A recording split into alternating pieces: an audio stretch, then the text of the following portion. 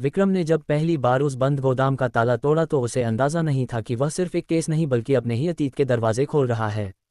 लोहे का शटर आधा उठा हुआ था और अंदर अंधेरा भरा था। उसने टॉर्च जलाई और धीरे धीरे कदम आगे बढ़ाए। फर्श पर सूखे खून के धब्बे थे जो जल्दबाजी में साफ करने की कोशिश किए गए थे। दीवार के पास एक टूटी कुर्सी पड़ी थी और रस्सी के टुकड़े बिखरे हुए थे। ये साफ था कि यहाँ किसी को बांध कर रखा गया था। विक्रम क्राइम ब्रांच में इंस्पेक्टर था और पिछले 15 सालों से उसने कई खतरनाक गिरोह तोड़े थे। लेकिन इस केस में कुछ अलग था। जिस आदमी का अपहरण हुआ था वह कोई साधारण व्यापारी नहीं बल्कि शहर का बड़ा बिल्डर आर्यन मल्होत्रा था। आर्यन 3 दिन पहले अपने ऑफिस से निकला था और फिर गायब हो गया था। सीसीटीवी में आखिरी बार उसकी कार इसी औद्योगिक इलाके की तरफ जाती दिखी थी। विक्रम के साथ सब इंस्पेक्टर सना भी थी जो नई नई टीम में आई थी लेकिन तेज दिमाग रखती थी।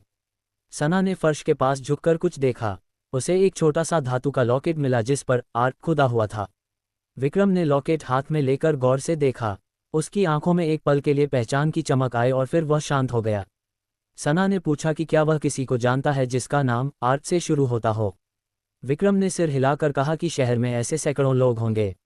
लेकिन उसके मन में एक ही नाम घूम रहा था, राघव। राघव वही आदमी था जिसने 10 साल पहले विक्रम की जिंदगी बर्बाद कर दी थी। उस वक्त विक्रम सबूतों की कमी के कारण उसे सजा नहीं दिला पाया था। राघव अंडरवर्ल्ड का उभरता हुआ नाम था और अचानक शहर से गायब हो गया था। किसी को नहीं पता था कि वह कहाँ चला गया। गोदाम की तलाशी लेते हुए टीम को एक जली हुई मोबाइल सिम मिली। सना ने अनुमान लगाया कि अपराधियों ने कॉल रिकॉर्ड मिटाने की कोशिश की है। विक्रम ने फॉरेंसिक टीम को बुलाया और पूरे इलाके को सील कर दिया। उसी शाम एक अनजान नंबर से विक्रम के निजी फ़ोन पर कॉल आया। आवाज़ बदली हुई थी लेकिन लहजा आत्मविश्वास से भरा था। कॉलर ने कहा कि अगर आर्यन को जिंदा देखना है तो पुलिस को केस से हटना होगा। विक्रम ने शांत स्वर में पूछा कि वह कौन है। कॉलर हंसा और बोला कि पुरानी पहचान इतनी जल्दी नहीं भूलनी चाहिए। कॉल कट गया। विक्रम ने तुरंत नंबर ट्रेस करने का आदेश दिया लेकिन कॉल इंटरनेट के जरिए किया गया था। उस रात विक्रम घर नहीं गया। वह अपने केबिन में बैठा पुराने फाइलें देखता रहा। 10 साल पुरानी फाइल जिसमें राघव का नाम था उसने फिर से खोली। राघव पर अवैध हथियार, फिरौती और हत्या के कई आरोप थे लेकिन हर बार वह कानून से बच निकला था। फाइल के आखिरी पन्ने पर विक्रम की पत्नी मीरा की फोटो लगी थी। मीरा एक पत्रकार थी जिसने राघव के खिलाफ स्टिंग ऑपरेशन किया था। उस स्टिंग के बाद मीरा की सड़क दुर्घटना में मौत हो गई थी। विक्रम को हमेशा शक रहा कि वह दुर्घटना नहीं हत्या थी, लेकिन सबूत कभी नहीं मिले। अब आर्यन का अपहरण और ये आर्क वाला लॉकेट उसी पुराने जख्म को कुरेद रहा था। अगले दिन आर्यन के ऑफिस में पूछताछ शुरू हुई। आर्यन के पार्टनर कबीर ने बताया कि हाल ही में कंपनी ने एक बड़ी जमीन की डील रद्द की थी। उस डील में करोड़ों का फायदा था लेकिन आर्यन ने आखिरी समय पर मना कर दिया था। कबीर ने कहा कि उस जमीन पर पहले से किसी और की नज़र थी। विक्रम ने पूछा कि कौन। कबीर ने नाम लेने में हिचक दिखाए। कुछ दबाव के बाद उसने कहा कि उस प्रोजेक्ट के पीछे एक शेल कंपनी थी जिसका असली मालिक पता नहीं चल पाया, लेकिन अफवाह थी कि वह राघव का फ्रंट है। विक्रम के चेहरे पर तनाव की लकीरें गहरी हो गईं। उसी समय सना ने सूचना दी कि फॉरेंसिक रिपोर्ट में गोदाम से मिले खून के धब्बे आर्यन के डीएनए से मेल खाते हैं। इसका मतलब था कि आर्यन जिंदा भी हो सकता है या घायल हालत में कहीं और ले जाया गया है। शाम को फिर कॉल आया। इस बार कॉलर ने एक वीडियो भेजा। वीडियो में आर्यन कुर्सी से बंधा था और उसके चेहरे पर चोट के निशान थे। उसके पीछे दीवार पर वही आर्क का निशान पेंट से बना था। कॉलर ने कहा कि 24 घंटे में 5 करोड़ रुपये तैयार रखो, नहीं तो अगला वीडियो आखिरी होगा। विक्रम ने वीडियो को बार बार देखा। उसने दीवार के एक कोने में हल्का सा चिन्ह नोटिस किया जो किसी फैक्ट्री का लोगो लग रहा था। सना ने इंटरनेट पर खोज शुरू की और पाया कि वह लोगो शहर के बाहरी इलाके की एक बंद पड़ी केमिकल फैक्ट्री का है। टीम तुरंत वहां पहुंची। फैक्ट्री के अंदर सन्नाटा था लेकिन हाल ही में किसी के आने के संकेत थे।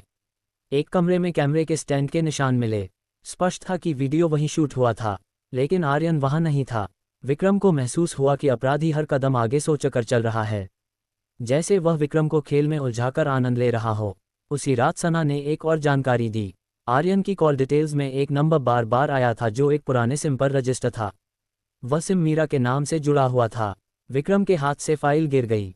मीरा की मौत के बाद वह सिम बंद हो गया था, तो फिर वह नंबर फिर से कैसे सक्रिय हुआ? सना ने बताया कि किसी ने मीरा की पुरानी आईडी का इस्तेमाल कर नया सिम निकाला है। ये सीधा संदेश था कि खेल निजी हो चुका है। विक्रम ने तय किया कि वह नियमों से बंध कर नहीं चलेगा। उसने अपने भरोसेमंद मुखबिर अर्जुन से संपर्क किया। अर्जुन अंडरवर्ल्ड की हलचल पर नजर रखता था। अर्जुन ने बताया कि शहर में हाल ही में एक नया गिरोह सक्रिय हुआ है जो पुराने नेटवर्क को फिर से जोड़ रहा है। उस गिरोह का नेता नकाब पहनकर मिलता है और खुद को आर्क कहता है। विक्रम ने पूछा कि उसका असली नाम क्या है। अर्जुन ने कहा कि लोग कहते हैं वह राघव हो सकता है, लेकिन किसी ने उसका चेहरा नहीं देखा। अगले दिन फिरौती की रकम देने का समय नज़दीक था। विक्रम ने नकली पैकेट तैयार करवाया जिसमें जीपीएस ट्रैकर लगाया गया। निर्देश के अनुसार रकम शहर के पुराने फ्लाईओवर के नीचे रखनी थी। विक्रम दूर से निगरानी कर रहा था। एक काले रंग की बाइक आई और पैकेट उठाकर तेजी से निकल गई। टीम ने पीछा किया लेकिन कुछ दूरी पर बाइक गायब हो गई। जीपीएस सिग्नल अचानक बंद हो गया। जैसे ही सिग्नल बंद हुआ, विक्रम के फ़ोन पर मैसेज आया। मैसेज में लिखा था कि खेल अभी शुरू हुआ है। इसके साथ एक फ़ोटो थी। फोटो में विक्रम के घर का दरवाजा दिख रहा था। विक्रम का दिल तेज धड़कने लगा। वह तुरंत घर की ओर दौड़ा। घर का दरवाजा खुला था और अंदर सामान बिखरा हुआ था, लेकिन किसी को नुकसान नहीं पहुंचा था क्योंकि वह अकेला रहता था। टेबल पर एक लिफाफा रखा था। उसमें एक पुरानी फोटो थी जिसमें विक्रम, मीरा और राघव एक कॉलेज फंक्शन में साथ खड़े थे। विक्रम ने कभी सना को नहीं बताया था कि वह और राघव कॉलेज के दिनों में दोस्त थे। दोस्ती बाद में दुश्मनी में बदल गई थी जब राघव अपराध की दुनिया में चला गया था। अब यह मामला सिर्फ अपहरण नहीं बल्कि अधूरे हिसाब का था। विक्रम ने कसम खाई कि इस बार वह सच सामने लाकर रहेगा। उसी समय सना का फोन आया। उसने बताया कि आर्यन के बैंक अकाउंट से किसी ने अंदरूनी ट्रांसफ़र किए हैं। ये काम किसी करीबी का हो सकता है। विक्रम को शक हुआ कि कबीर पूरी तरह साफ नहीं है। कहानी अब कई दिशाओं में फैल चुकी थी। एक तरफ आर्यन की जान दांव पर थी, दूसरी तरफ राघव की परछाई अतीत से निकलकर सामने आ रही थी, और तीसरी तरफ कंपनी के भीतर की साजिश के संकेत मिल रहे थे। विक्रम जानता था कि असली खेल अभी खुलना बाकी है। उसने टीम को अगले 24 घंटे के लिए अलर्ट पर रखा। उसे एहसास था कि अगला कदम या तो आर्यन को बचा लेगा या सब कुछ खत्म कर देगा। और कहीं न कहीं उसे लग रहा था कि राघव चाहता है कि यह मुकाबला आमने सामने हो। विक्रम ने अपने केबिन की लाइट बंद की और कुर्सी पर बैठ गया।